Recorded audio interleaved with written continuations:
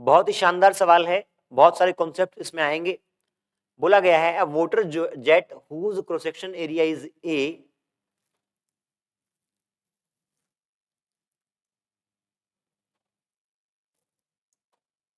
एक आपकी water jet है जिसका क्रॉस सेक्शन एरिया ए है, एक वॉल से स्ट्राइक करती है और एक एंगल बनाती है थीटा।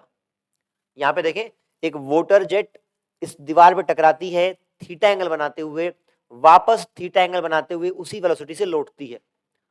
और क्या क्या गिवन है इसके अलावा? गिवन है density of water is D, velocity V दे ही रखी है। निकालना क्या है? Force exerted on wall. ये जो वाटर जेट है ये दीवार के ऊपर कितना फोर्स लगा रहा होगा ये हमें निकालना है।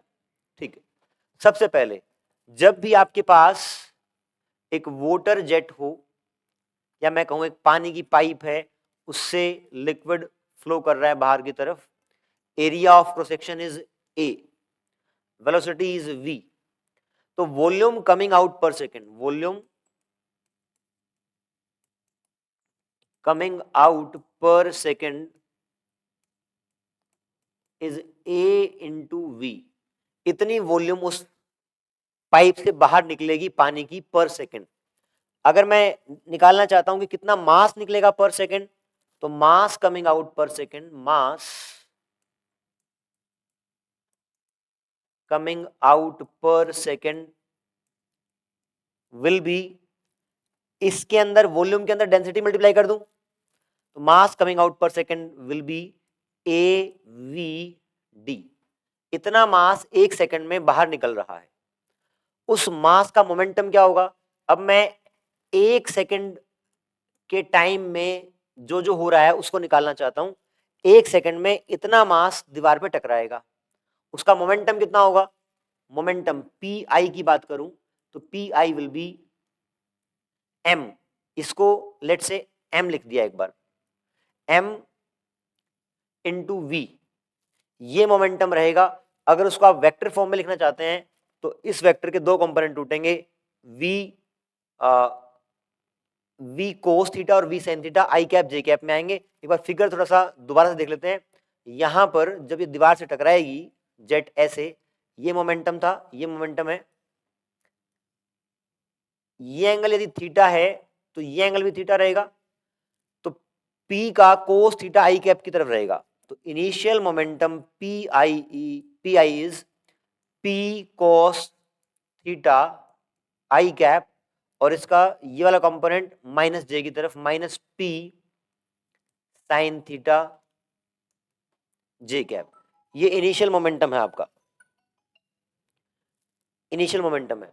टकराने के बाद जब ये पानी इस साइड आएगा तो फाइनल मोमेंटम कितना हो जाएगा? आप देखें ये वेक्टर ऐसे बनेगा। उस केस में दोनों कंपोनेंट कोस थीटा और साइन थीटा नेगेटिव में रहेंगे। Final momentum is minus P cos theta I cap minus P sine theta J cap. ये इनिशियल मोमेंटम और फाइनल मोमेंटम है जब ये पानी स्ट्राइक कर रहा है यहां पे, यहां से यहां पे स्ट्राइक कर रहा है। देखिए इतना मास एक सेकंड में टकराया था, मोमेंटम इतना था, उसको वेक्टर फॉर्म में ऐसे लिख लिया। अगर मुझे लिखना है मोमेंटम चेंज का मैग्नीट्यूड, तो सबसे पहले मैं P F minus P I कर दूं। P F minus P I करेंगे तो आप देखिए कौन सा कंपोनेंट कटेगा? ये वाला कंपोनेंट कटेगा, और यहां पे आ जाएगा minus two P cos theta J cap. ये मोमेंटम चेंज का मैग्नीट्यूड की बात करेंगे तो आप सिर्फ इस वैल्यू को कंसिडर करेंगे। तो इतना मोमेंटम चेंज हो गया जब ये वाटर जेट यहां से यहां स्ट्राइक करेगा, 2p कोस थीटा। p की वैल्यू क्या है? m into we. m क्या है? ये रहा 2, p की जगह m भी लिखूंगा तो m कितना है? a v d इंटू फिर से v करना पड़ेगा, ये आपका 2 है, ये m है, ये v हो गया, तो ये 2p और साथ में cos theta. This is momentum change in 1 second. क्यों? क्योंकि हमने यहाँ पे मास, वो वाला मास यूज किया है जो कि एक सेकंड में वहां पे टकरा रहा है। तो this mass is striking at wall in 1 second, तो this much momentum is changing in 1 second. इतना मोमेंटम अगर 1 सेकंड में चेंज होगा तो मोमेंटम चेंज पर second is nothing but force itself. तो ये आपका momentum change in 1 second is force itself. तो आपका ये हो गया 2a v square d cos theta. This is your force. ये फोर्स किसने किस पे लगाया? हमने मोमेंटम चेंज वोटर का कंसिडर किया है, तो इसका मतलब ये वाला फोर्स दीवार ने पानी पे लगाया है. लेकिन थर्ड लॉ को यूज करके आप बोल सकते हैं कि उतना ही फोर्स पानी भी दीवार पे लगाएगी. बहुत अच्छा सवाल है, इसको ध्यान से करें. क्या क्या नए कॉन्सेप्ट आए? एक तो यही आया कि volume coming out per second is A into V. उसके अलावा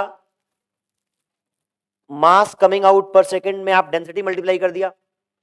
और यहां पर मोमेंटम चेंज को कैसे कंसिडर करेंगे? वेक्टर फॉर्म में लिखेंगे, फिर चेंज इन मोमेंटम करेंगे, और 1 सेकंड में चेंज होने वाले मोमेंटम को ही आप फोर्स बोलेंगे.